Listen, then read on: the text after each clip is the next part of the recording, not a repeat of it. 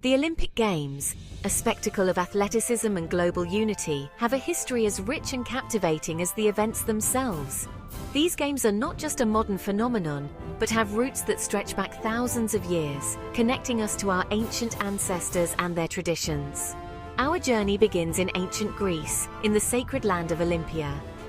Nestled in the western Peloponnese, Olympia was more than just a location. It was a symbol of unity and peace in a world often divided by conflict. Legend has it that the games were founded by Heracles, son of Zeus, the king of the gods. Heracles, known for his incredible strength and heroic deeds, is said to have established the games to honor his father Zeus and to celebrate human excellence. This mythological connection imbued the games with a sense of divine importance.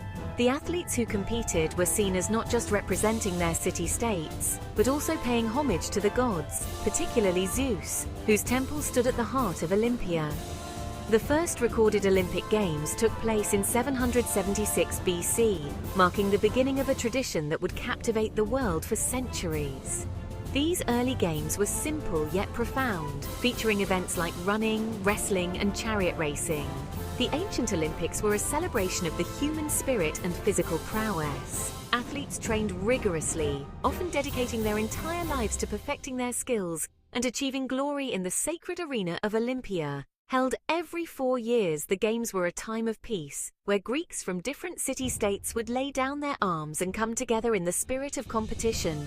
This period of truce, known as the Olympic Peace, allowed for safe travel and participation, fostering a sense of unity and shared purpose. The Games were more than just athletic events. They were a religious and cultural festival, honoring the gods and showcasing the best of Greek society. The festivities included sacrifices, feasts, and artistic performances, making the Olympics a comprehensive celebration of Greek culture and spirituality. The Olympic Games would become a cornerstone of Greek identity.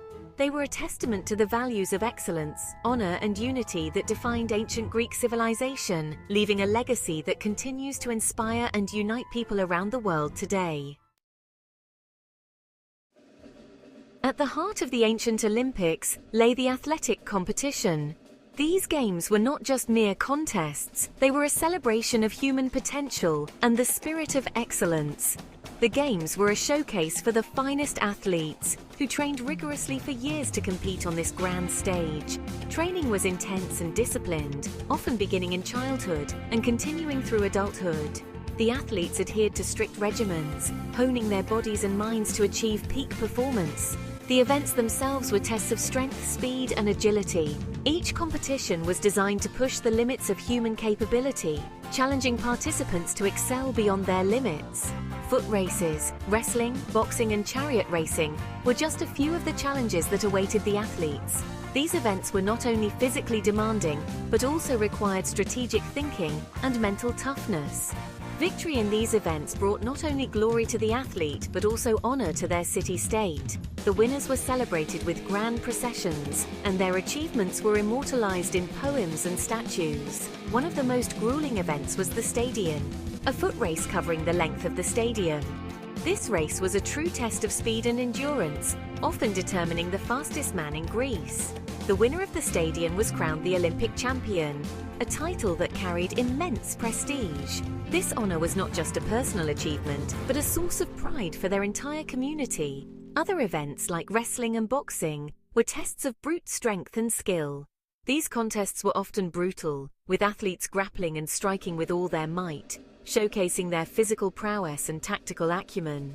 Chariot racing, a dangerous and exhilarating spectacle, captivated the crowds with its speed and the skill of both charioteer and horses. The races were fraught with peril, as chariots could easily overturn, leading to dramatic and sometimes tragic outcomes. The victors of these events were hailed as heroes, their names etched into the annals of history. They were celebrated not just for their physical abilities, but for embodying the ideals of courage, honor, and excellence that the ancient Olympics stood for. The ancient Olympics were deeply intertwined with religion, culture, and politics. These games were not merely athletic contests, but were a grand celebration that brought together various aspects of Greek life. The games were held in honor of Zeus, the king of the gods, and were seen as a way to appease him and seek his favor.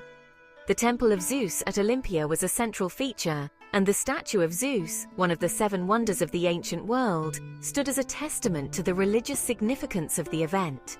A sacred truce, known as the ekecheiria, was declared before the Games, ensuring safe passage for athletes and spectators traveling to Olympia. This truce was a remarkable tradition that allowed for a temporary cessation of hostilities among the often warring city-states, emphasizing the unifying power of the Games. This truce highlighted the sacred nature of the Games and their importance in Greek society. Religious rituals and ceremonies were conducted to mark the beginning and end of the truce, reinforcing the divine approval and protection over the event.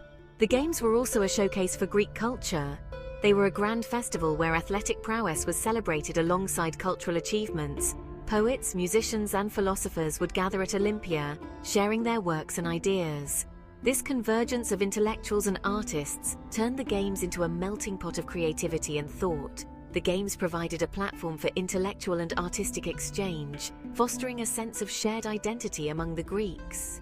It was a time when the best minds and talents of the Greek world could come together, exchange ideas, and inspire one another. The political landscape of Greece was also influenced by the Games.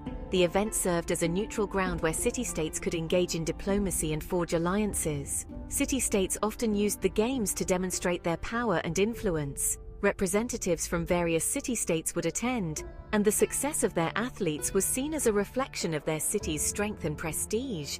Victories in the athletic competitions brought prestige and recognition, enhancing a city-state's standing among its rivals. Celebrations of these victories were grand affairs, with athletes being hailed as heroes and their city-states basking in the glory of their achievements. The Games, therefore, were not just a sporting event, but a significant cultural and political phenomenon that shaped ancient Greek society. Section 4. The Fall of the Games, an era ends. For centuries, the Olympic Games flourished, embodying the spirit of ancient Greece. However, the Games were not immune to the changing tides of history. The Roman conquest of Greece in the 2nd century BC marked a turning point. While the Romans initially allowed the Games to continue, they gradually lost their religious and cultural significance. The Games became more Romanized, with the inclusion of gladiatorial contests and other spectacles. Over time, the spirit of the ancient Olympics waned. The Games were plagued by corruption and a decline in athletic standards. In 393 AD, after more than 1,000 years, the Emperor Theodosius I, a Christian, banned the Games, deeming them a pagan festival. The once great Olympic Games faded into history, leaving behind only ruins and legends. Section 5. A New Hope, the Olympic Flame Rekindled. For centuries, the Olympic Games lay dormant, a memory of a glorious past. However, the spirit of the Games was not extinguished. In the 19th century, amidst a backdrop of growing internationalism and a renewed interest in classical antiquity, the idea of reviving the Olympics began to take shape. The man who would champion this cause was a young French aristocrat named Pierre de Coubertin. Coubertin believed that sport had the power to unite nations and promote peace. He envisioned a new kind of Olympics, one that would bring together athletes from around the world in a spirit of friendly competition. In 1894, Coubertin founded the International Olympic Committee, or IOC, the governing body of the modern Olympic Games. His vision was to create a global celebration of sport, fostering understanding and friendship among nations.